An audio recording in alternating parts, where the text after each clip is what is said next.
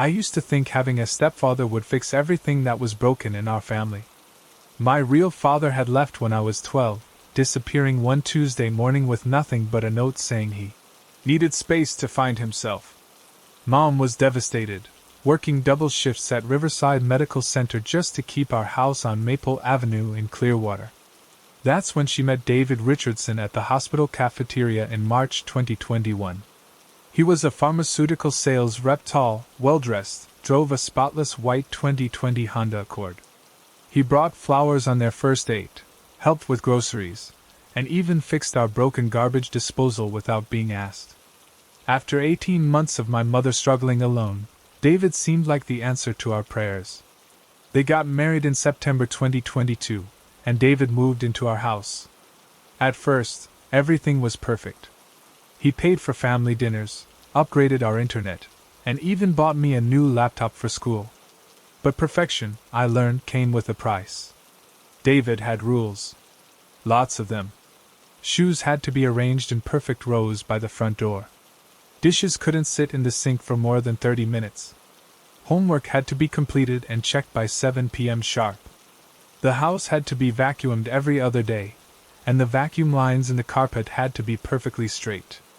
"A organized home creates organized minds," he'd say, adjusting a picture frame that was slightly crooked. "Discipline builds character."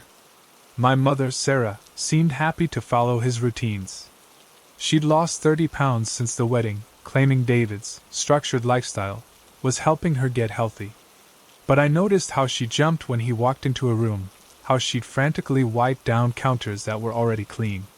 The first time I saw David's real face was on a Thursday night in November. I'd forgotten to put my backpack in the designated spot by the stairs. Instead, I dropped it by the couch while watching TV. I was upstairs doing homework when I heard him come home from work. "Sarah!" His voice carried up the stairs with an edge I'd never heard before. "What did we discuss about maintaining standards?" I crept to the top of the stairs and saw him standing over the backpack like it was a dead animal. Mom rushed in from the kitchen, still wearing her scrubs from her shift at the hospital. "I'm sorry, David. I should have caught that. Michael must have forgotten dash. There's no excuse for this level of disorganization." His voice was calm, controlled, but there was something underneath it that made my skin crawl. "How can I trust you to manage this household if you can't enforce simple rules?" What happened next made me freeze. David grabbed my backpack and dumped the entire contents onto the hardwood floor. Notebooks, pens, my calculator, loose papers, everything scattered across the entryway. Then he methodically stepped on each item, crushing my mechanical pencils under his polished black dress shoes. "Clean this up," he said to my mother. "And make sure Michael understands that actions have consequences." Mom dropped to her knees immediately, gathering my destroyed school supplies. She was crying, but trying to hide it. I wanted to run downstairs and tell him to leave her alone, but something in his posture, the way he stood over her with his arms crossed, warned me that interference would make things worse. That night, Mom knocked on my bedroom door. When she came in, I could see she'd been crying more. "Michael, honey, David's right about keeping things organized. It's important to follow the house rules, okay? He's just trying to help us be better. Mom, he destroyed my school stuff. That's not normal." Her face tightened. "Don't say that. David provides for us. He's a good man who works hard, and we need to show him respect. Your father never cared about structure or responsibility." The comparison stung because David had been making it for months. Whenever I did something wrong, he'd shake his head and say, "I can see your father's influence. We need to break these patterns." Things escalated after Christmas. David had bought expensive gifts for everyone: a new tablet for me, jewelry for Mom, a 55-inch TV for the living room. But each gift came with expectations. The tablet was for homework only, to be used in the living room where he could monitor my screen time. Mom's jewelry was to be worn when they went out, to show she was properly cared for. The TV replaced our old one, but only David controlled the remote. By February, I realized David was watching us constantly. He'd installed a security system with cameras pointed at every entrance, claiming it was for family safety. But I noticed how he checked the footage on his phone during dinner, rewinding to see what we'd been doing while he was at work. The cameras had audio too. I discovered this when David confronted me about a phone call I'd made to my friend Jake. "I heard you complaining about our house rules," he said during dinner one evening. "That's disrespectful behavior that needs to be corrected. You were listening to my phone calls? I monitor this household for everyone's benefit. Privacy is earned through trust, and trust is earned through compliance." Mom just sat there, cutting her food into smaller and smaller pieces. She'd been doing that lately, eating less, sleeping more, jumping at sudden noises. The confident woman who'd raised me alone for 6 years was disappearing. David's discipline expanded beyond organization. He started timing our showers no more than 8 minutes. He counted the number of times we used our phones. He weighed the food in our plates to ensure we weren't wasting resources. When Mom's younger sister Lisa came to visit, David interrogated her about her job, her relationships, her financial situation. Family members need to meet certain standards, he explained to Mom after Lisa left early, visibly uncomfortable. We can't have negative influences disrupting our progress. By spring, I was afraid to bring friends over. David would emerge from his home office whenever someone arrived, asking detailed questions about their parents, their grades, their future plans. Most of my friends found excuses to leave quickly. The breaking point came in April. I'd been accepted to a summer program at the State University, a 2-week engineering camp I'd been excited about for months. When I showed Mom and David the acceptance letter, David's reaction was immediate. "Absolutely not." "But David, it's a wonderful opportunity dash." Mom started. "It's 2 weeks of unstructured time away from proper supervision. Michael clearly can't handle basic responsibilities here. How can we trust him in a university environment? It's a supervised program with counselors and dash. The decision is final." David's voice carried that dangerous calm again. "Michael will spend the summer here, working on discipline and maturity. I've already spoken to my friend who owns a landscaping company. Manual labor builds character." That night, I heard them arguing downstairs. Mom was actually fighting back for once, her voice rising as she defended the summer program. Then I heard a sound that made my blood run cold, a sharp crack, followed by sudden silence. I crept to my bedroom door and listened. Mom was sobbing quietly, and David was speaking in low, measured tones. "I never want to have to do that again, Sarah. But you forced my hand by undermining my authority. This family functions because I maintain order. When you question my decisions, you're threatening our stability." "I'm sorry," Mom whispered. "I'm sorry, David." "You're right." The next morning, Mom had a bruise on her left cheek that she covered with makeup. When I asked about it, she said she'd walked into the bathroom door in the dark. That's when I knew we were in real danger. David wasn't just controlling, he was escalating. The perfect stepfather who'd seemed like our salvation was actually trapping us in our own home. I started documenting everything, taking photos of the security cameras, recording David's rules and punishments, keeping a detailed journal of his behavior. I hid everything in a folder on my school laptop, the one place he couldn't access. Because I realized something terrifying. David Richardson wasn't trying to help us become better people. He was systematically isolating us from the outside world, breaking down our independence, and establishing complete control over every aspect of our lives. And what scared me most was that my mother was starting to believe his version of reality.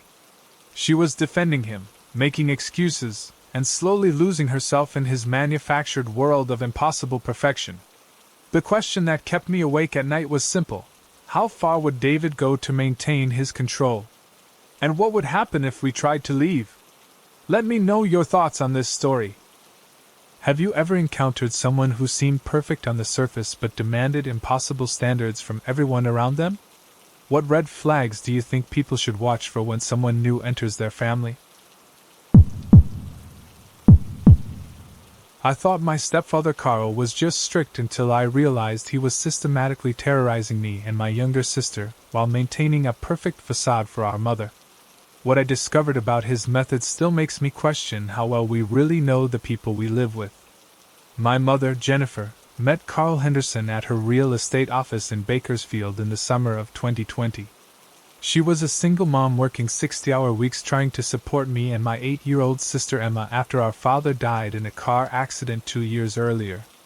Carl was a regional manager for a construction supply company. Stable job, nice truck, seemed genuinely interested in helping Mom get back on her feet.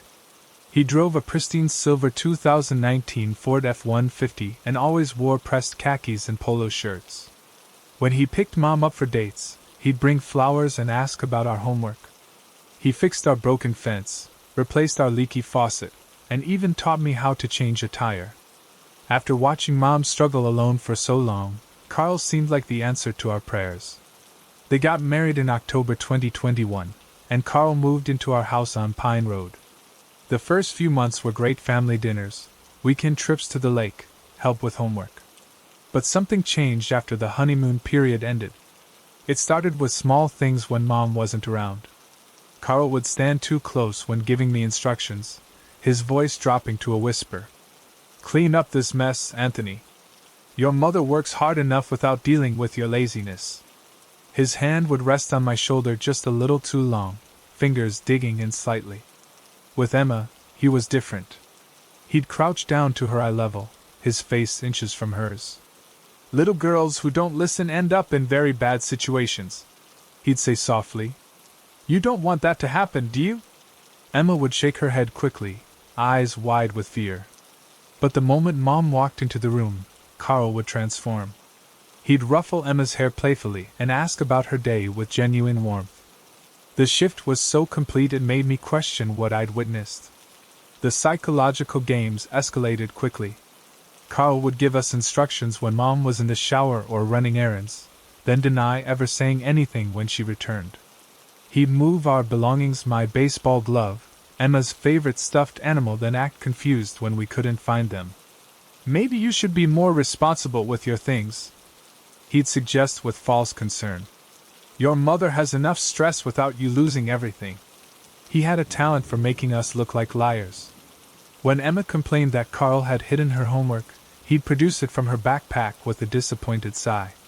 "Jennifer, I think Emma might be having some adjustment issues. She's been making up stories about me."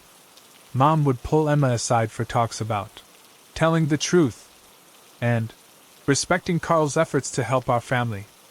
Emma would look at me with betrayed eyes, confused about why no one believed her. The real terror began in January 2022. Carl discovered that fear was more effective than anger. He never raised his voice or lost his temper. Instead, he'd lean in close and describe, in vivid detail, what happened to children who didn't follow rules. "You know what happens to kids who don't clean their rooms?" he'd whisper to Emma while Mom was at work. "They get taken away to places where much worse things happen. Social workers don't care about excuses." He'd tell me stories about juvenile detention centers, about kids who disappeared because they couldn't follow simple instructions. The stories were always delivered in that same calm, controlled voice, with just enough detail to plant terrifying images in our minds. Carl's timing was perfect. He'd traumatize us when Mom was gone, then be the perfect stepfather when she returned. He'd help Emma with her math homework, patient and encouraging. He'd ask about my day at school, offering advice about dealing with bullies. Mom would beam, talking about how lucky we were to have such a caring stepfather. The isolation tactics were subtle but effective. When my friends came over, Carl would find reasons to interrupt, asking intrusive questions about their families, their grades, their plans. He'd hover just close enough to make everyone uncomfortable. "Your friend Jake seems troubled," he'd tell me after Jake left early. "His parents are divorced, right? That kind of instability can be contagious. Maybe you should focus on more positive influences." He used the same approach with Emma's friends. He'd ask their parents detailed questions about supervision, about family rules, about discipline methods. Soon, fewer kids were allowed to come over, and Emma stopped asking for playdates. The breaking point came in March. Emma had been having nightmares, waking up screaming about monsters in her room. Mom was concerned, but Carl had an explanation ready. It's normal for children from broken homes to have adjustment issues, he told her. Emma's father died traumatically. She's probably processing that grief. What Mom didn't know was that Carl had been visiting Emma's room after she went to bed.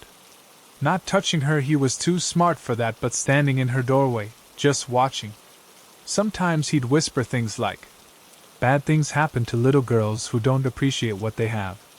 Emma tried to tell Mom, but Carl had already planted the seeds. "She's been having trouble distinguishing dreams from reality," he'd said. The grief counselor mentioned this might happen. I started staying awake, listening for his footsteps. One night, I crept to Emma's room and found him standing there, silhouetted in the hallway light. When he saw me, he smiled. "Just checking on my family," he whispered, "making sure everyone's safe." The next morning, he cornered me in the kitchen while Mom was getting ready for work. "Big brothers have special responsibilities," he said quietly. "If something happened to Emma because you weren't watching out for her, that would be your fault. You wouldn't want to live with that guilt, would you?" The message was clear. He could hurt Emma anytime he wanted, and I'd be powerless to stop him. I started documenting everything, writing down his threats, recording the times he'd enter our rooms, noting how his behavior changed when Mom was around. I hid everything in my school locker, the one place he couldn't access. The worst part was watching Mom fall deeper under his spell. She'd lost weight, started wearing makeup every day, bought new clothes with money she couldn't afford. She was so grateful for his attention, so relieved to have help with bills and household responsibilities. "Carl is the best thing that's happened to us," she'd tell her sister during phone calls. "The kids are lucky to have such a positive male role model." Meanwhile, Emma was developing anxiety attacks. She'd started wetting the bed again, something she hadn't done since she was 4. Her grades were dropping, and her teacher called home expressing concern about her behavior. Carl was ready with explanations. "She's probably acting out because she misses her biological father. It's common for children to resist new family structures." He suggested therapy for Emma, positioning himself as the concerned stepfather trying to help a troubled child. The therapist, Dr. Martinez, was impressed by Carl's involvement and dedication. What none of them knew was that Carl's threats were becoming more specific. He'd describe exactly how he could hurt us and make it look like accidents. He'd point out dangerous situations around the house: the steep stairs, the busy street, the old electrical outlets. "Accidents happen all the time," he'd say. "Especially to kids who don't pay attention to safety rules." The psychological warfare was exhausting. Emma and I were constantly on edge, waiting for the next threat, the next mind game. We couldn't trust our own perceptions because Carl was so skilled at making us doubt what we'd experienced. In April, I overheard a phone call that changed everything. Carl was in his home office, speaking to someone in that same calm, controlled voice I'd learned to fear. "The process is going well," he was saying. "Another 6 months and they'll be completely manageable. The mother's already dependent on my income and emotional support." There was a pause then. No physical contact necessary. Fear is much more effective than violence. Once you establish psychological dominance, they police themselves. He was laughing softly as he described his techniques: the late-night visits, the whispered threats, the way he'd isolated us from friends and support systems. He talked about us like we were laboratory animals in some twisted experiment. That's when I realized Carl wasn't just an abusive stepfather. He was something much more calculating and dangerous. He'd chosen our family deliberately, targeting a vulnerable widow with young children. His kindness to Mom wasn't genuine, it was a cover for his systematic psychological abuse of her kids. The question that terrified me was, what was his endgame? How far would he go once he'd completely broken us down? And what would happen if Mom discovered the truth about the man she'd married? Have you ever known someone who could completely change their personality depending on who was watching? What do you think makes some people so skilled at manipulation, And how can families protect themselves from predators who target vulnerable situations? I never questioned why my stepfather spent 12 hours a day in his basement, darkroom, until I discovered what he was really doing down there. What I found changed everything I thought I knew about the man who'd been living in our house for 3 years. My mother, Michelle, met Robert Collins at a community college photography class in Riverside during the fall of 2019. She was taking the class as a creative outlet after my father's death from cancer the year before. Robert was the instructor, mid-40s, soft-spoken, with an impressive portfolio of landscape photography. He drove a modest blue 2017 Toyota Camry and always carried an expensive camera bag. After months of evening classes, Robert started offering Mom private lessons. He'd come to our house on Elm Drive, helping her set up lighting for portraits of me and my 13-year-old brother Kevin. He was patient, knowledgeable, and genuinely seemed to care about helping Mom rediscover her passion for art. They started dating in early 2020, and Robert moved in with us that summer. The timing worked perfectly with the pandemic keeping everyone home. Robert offered to convert our basement into a professional darkroom where he could teach Mom traditional film processing. "Digital photography is convenient," he'd explain. "But there's something magical about watching an image emerge in the developer. It's a lost art that deserves preservation." Robert spent weeks in the basement, installing special ventilation, light-tight doors, and what he called chemical processing stations. He brought in boxes of equipment enlargers, trays, bottles of developer and fixer. The smell of chemicals would drift upstairs, that sharp, acrid scent that Robert said was normal for film processing. "Photography chemicals are dangerous," he'd warn us. "That's why the darkroom is off limits. One wrong mixture could create toxic fumes." The basement became Robert's domain. He'd disappear down there every morning after breakfast, emerging only for meals and to spend a few hours with Mom in the evening. He'd show us his work, beautiful black and white landscapes, portraits of local landmarks, nature studies that he claimed to be developing for a gallery exhibition. Mom was thrilled. "Robert's talent is incredible," she'd tell her friends. "He's working on a collection that could really establish his reputation as a serious artist." But something felt off. Robert's schedule was too rigid, too secretive. Real photographers I knew were happy to share their process, to teach others about their craft. Robert treated his darkroom like a fortress, complete with multiple locks and a security system he'd installed himself. The first red flag came in September 2020. I was homesick from school when I heard strange noises from the basement, not the usual sounds of photo processing, but mechanical humming, like machinery running. When I asked Robert about it, he seemed flustered. "That's just the ventilation system," he said quickly. "Film processing requires precise temperature and humidity control. Very technical stuff." But I'd been in photography club at school. Our darkroom was nothing like what Robert described. We didn't need industrial-grade ventilation or complex machinery. Just running water, safe lights, and basic chemicals.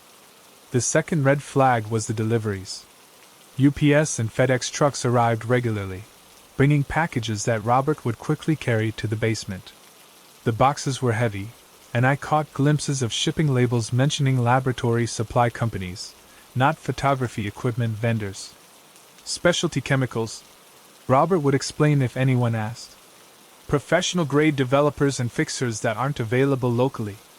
Kevin started joking that Robert was cooking meth like Walter White.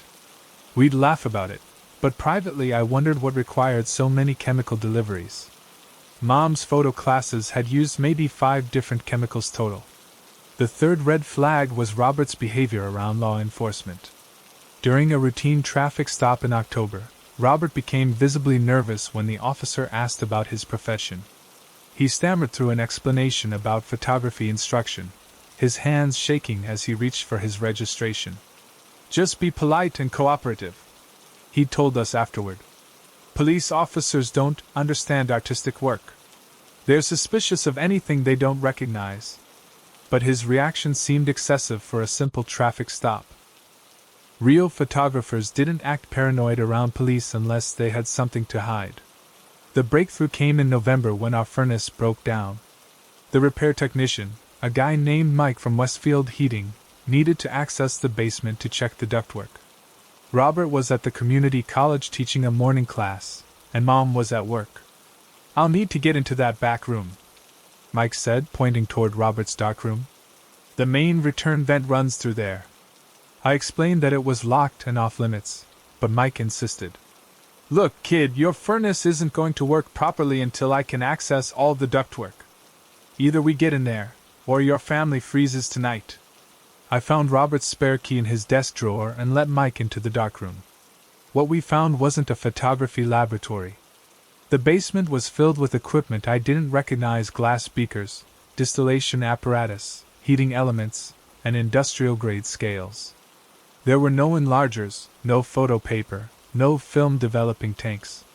Instead, there were charts on the walls showing chemical formulas, temperature control systems, and what looked like production schedules. "Jesus Christ," Mike whispered. "This is a meth lab."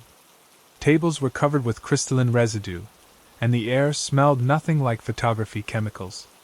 It was sweet and sharp, with an underlying odor that made my eyes water. Mike grabbed my arm and pulled me toward the stairs. "We need to get out of here right now," he said. "This stuff is dangerous, and if your stepdad comes home—" He didn't finish the sentence, but I understood. Robert wasn't a photography instructor who happened to be secretive. He was a drug manufacturer who'd been using our house as a cover for his operation. Mike called the police from his van outside. Within 20 minutes, our street was filled with squad cars, a hazmat team, and DA agents. Neighbors gathered on their porches, watching as officers in protective suits carried equipment out of our basement. Detective Williams from the Narcotics Division explained what they'd found. "This is one of the most sophisticated methamphetamine production facilities we've seen," she said. "Your stepfather wasn't just making drugs, he was running a major distribution operation." The photography chemicals were actually precursor chemicals for meth production. The deliveries were supplies for drug manufacturing. The industrial ventilation wasn't for darkroom work, it was to prevent toxic fumes from killing everyone in the house. "You're lucky," Detective Williams told us. "These chemicals are highly volatile. One mistake, one wrong mixture, and your entire house could have exploded." Mom was devastated when she arrived home to find our house cordoned off with crime scene tape. She genuinely believed Robert was a talented photographer working on his art. The gallery exhibition he'd been planning was actually a cover story for his drug distribution network. "He showed me his photographs," she kept saying. "They were beautiful. How could someone who creates such beauty be involved in something so horrible?" The detective explained that Robert had been using stolen photographs, images he'd downloaded from legitimate photographers' websites, and printed as his own work. The community college had no record of him teaching photography classes. His entire identity was fabricated. "Robert Collins isn't even his real name," Detective Williams revealed. "He's Marcus Webb, and he's been wanted in 3 states for drug manufacturing and distribution." The most chilling part was the timeline. Robert had been living in our house for over a year, cooking meth in our basement, while we slept upstairs. Every meal we'd shared, every family movie night, every conversation about Mom's photography hobby, all of it happening while deadly chemicals were being processed 20 feet below us. The hazmat team found residue throughout the house. The chemicals had been seeping through the floorboards, contaminating our living space. We had to move out immediately while the house underwent professional decontamination. But the worst realization came when investigators revealed Robert's pattern. He specifically targeted single mothers taking photography classes, using his fabricated instructor credentials to gain access to their homes. We weren't his first victims, he'd been running similar operations in other states, always choosing women with children who wouldn't ask too many questions about his secretive work habits. "He's a predator," Detective Williams explained. "He preys on vulnerable families, using their trust to establish drug operations in residential neighborhoods." The investigation revealed that Robert had been planning to abandon us once the heat got too intense. He had cash hidden in safety deposit boxes, fake identification documents, and a detailed plan for disappearing without warning. We'd been living with a stranger, not just a drug dealer, but a professional criminal who'd infiltrated our family to exploit our home for his illegal operation. The man who'd helped Mom rediscover her love of photography, who'd fixed our leaky sink and taught Kevin how to change a tire, was actually putting our lives at risk every single day. The question that haunted me was, how many other families had Robert targeted? How many other single mothers were currently living with men who claimed to be photographers but were actually running drug operations in their basements? Have you ever lived with someone who had areas of their home that were completely off limits? What do you think are the warning signs when someone's work or hobbies require excessive secrecy? And how can families protect themselves from people who exploit trust to hide criminal activities? I thought my stepfather had abandoned us when he disappeared without warning in March 2023.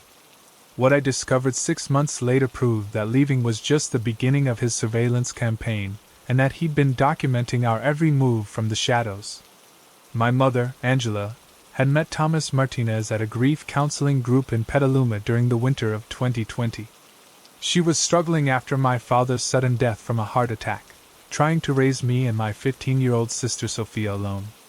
Thomas was there for similar reasons. His first wife had died in a car accident, leaving him with no children but plenty of understanding about loss. Thomas drove a quiet gray 2018 Honda Civic and worked as an IT consultant, mostly remote work that kept him home during the day. He was gentle, methodical, and seemed genuinely invested in helping our family heal. He'd bring Mom coffee during her bad days, help Sophia with her algebra homework, and teach me about computer programming. They married in June 2021, and Thomas moved into our house on Dogwood Street. For almost 2 years, he was the perfect stepfather, attending school events, helping with household repairs, contributing to college savings accounts. He set up a home office in the spare bedroom, filled with multiple monitors, networking equipment, and what he called client workstations. IT consulting requires a lot of equipment, he'd explain when we asked about the computer setup. Different clients need different security protocols and software configurations. Thomas was obsessive about digital privacy and home security. He upgraded our internet to business-grade fiber, installed a comprehensive security system, and insisted we all use encrypted messaging apps and secure passwords. He said it was because his work dealt with sensitive client data, but his precautions seemed excessive for typical IT consulting. The first sign something was wrong came in February 2023. Thomas started working longer hours, spending entire days locked in his office. He'd emerge from meals but seemed distracted, constantly checking his phone and making notes in a small leather journal he carried everywhere. Big project deadline, he'd tell Mom when she asked about his distant behavior. Government contract with strict security requirements. But I noticed he was watching us more intently. He'd ask detailed questions about our daily routines, what time we left for school, which routes we took, who we talked to. He claimed it was for family security, but his interest felt invasive. The second warning sign was his reaction to our social media posts. Thomas would know about photos we'd shared or comments we'd made before we'd even told him about our activities. When I asked how he knew Sophia had been at the mall with friends, he'd tap his phone and say, "I like to keep track of my family's safety." The third sign was the equipment deliveries. Packages arrived regularly containing surveillance equipment, cameras, audio recording devices, GPS trackers, and what looked like phone monitoring hardware. Thomas would quickly carry everything to his office, claiming it was security equipment for client installations. Then, on March 15, 2023, Thomas vanished. Mom found a note on the kitchen counter that morning. "Family emergency, out of state. Need to handle this alone. Will contact you when I can. Love you all." His office was cleaned out completely. All the computer equipment, the surveillance gear, even his clothes from the closet, everything was gone. He'd left no forwarding address, no contact information, no explanation beyond the vague note. Mom was devastated. She'd been abandoned twice, first by death, then by disappearance. She called Thomas's phone repeatedly, but the number was disconnected. She contacted his supposed employer, but they had no record of anyone named Thomas Martinez working for them. Maybe he had gambling debts, she'd wonder aloud, or legal trouble he couldn't tell us about. Sophia was angry. He's just like every other man who promises to stick around, she'd say. They all leave eventually. I was suspicious. Thomas's disappearance was too clean, too well planned. Real emergencies don't give you time to pack every piece of equipment you own. Someone in genuine crisis doesn't systematically erase their digital footprint before leaving. The truth began emerging in June when weird things started happening. Our mail was being intercepted, bills and letters would arrive days late, already opened and resealed. Mom's credit card statements showed charges she didn't recognize, all from surveillance equipment companies. Then I noticed the watchers. A brown 2016 Ford Explorer would park on our street for hours, tinted windows making it impossible to see inside. When I tried to get closer, it would drive away. Different vehicles started appearing: a white Chevrolet Tahoe, a black Toyota Highlander, always with lone drivers who seemed to be observing our house. Sophia started complaining about feeling watched at school. "There's this man in a baseball cap who's been sitting in the parking lot," she'd tell me. "He's always on his phone, but he's watching students." I began documenting everything, photographing the surveillance vehicles, noting their license plates, tracking when they appeared. The pattern was clear. Someone was conducting organized surveillance of our family. The breakthrough came in August when I recognized the brown Explorer's driver.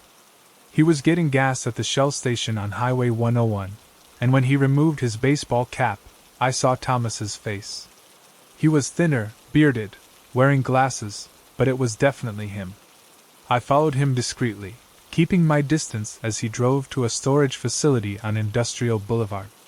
From my hiding spot behind another building, I watched him access Unit 127, revealing a space filled with monitoring equipment, screens showing live feeds, recording devices, and walls covered with photographs of our family.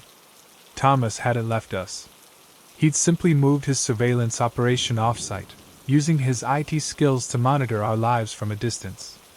The storage unit was his new command center, equipped with everything needed to track our movements, intercept our communications, and document our daily activities. I called the police, but Detective Rodriguez's investigation revealed something far more disturbing than simple stalking.